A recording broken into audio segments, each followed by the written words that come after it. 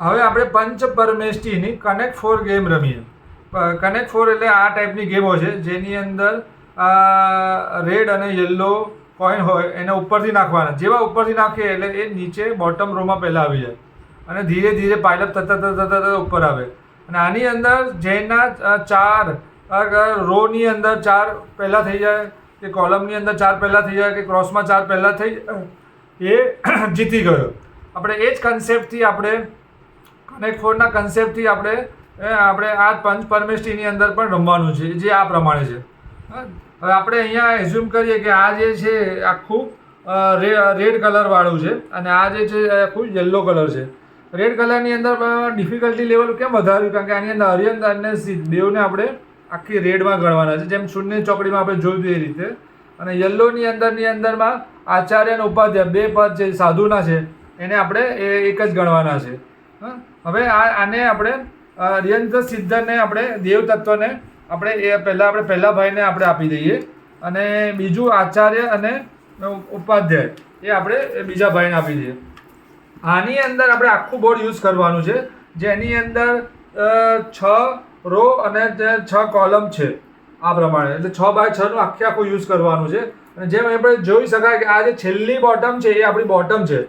એટલે કોઈ પણ વસ્તુ પહેલાં મૂકી હોય તો આપણે પહેલાં નીચેની રોમાં મુકાશે, વચ્ચે હવામાં મુકાશે નહીં. જેમ આપણે અહીંયા જોયું કે ઉપરથી નાખીએ એટલે સીધું કોઈન નીચે જાય અને પછી ઉપર જો નીચે હોય તો આપણે એની ઉપર એક મૂકી શકાય પણ વચ્ચે આડું મુકાય નહીં. એટલે આપણે એ રીતે કરવાનું. અને જેના પહેલાં ચાર થઈ જાય રો કોલમ કે ક્રોસમાં એ જીતી ગયો.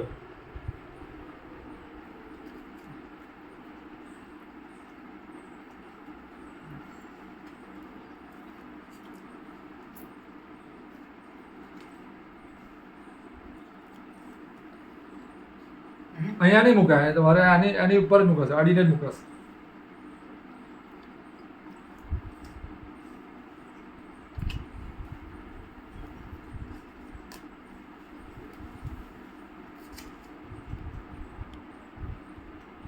એટલે આની અંદર બેઝિકલી તમે ઉપર જ મૂકી શકો, વચ્ચે ગમે ત્યાં શૂન્ય ચોકડીની જેમ મૂકી ના શકો.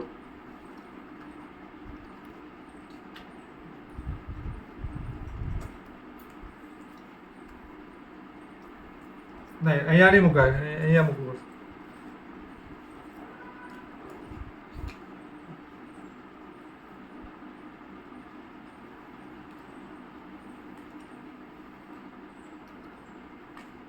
હવે અહીંયા આગળ જે હતું એને તોડવા માટે એમણે અહીંયા મૂક્યું. દેવ તત્વને તોડવા માટે ગુરુ તત્વ અહીંયા મૂક્યું.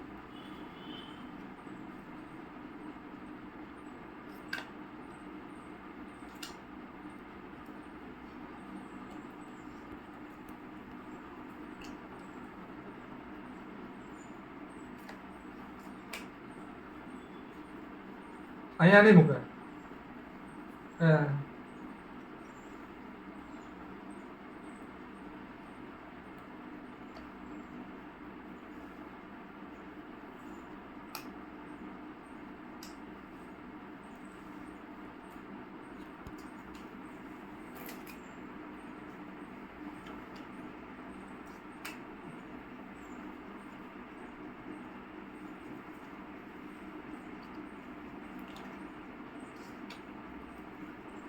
એક બે ત્રણ ને ચાર આ ગુરુ તત્વ ચાર થઈ ગયા. 1 2 3 4 આ ચારે ચાર એમના થઈ ગયા એટલે આ જીતી ગયા. પ્રણામ, થેન્ક યુ.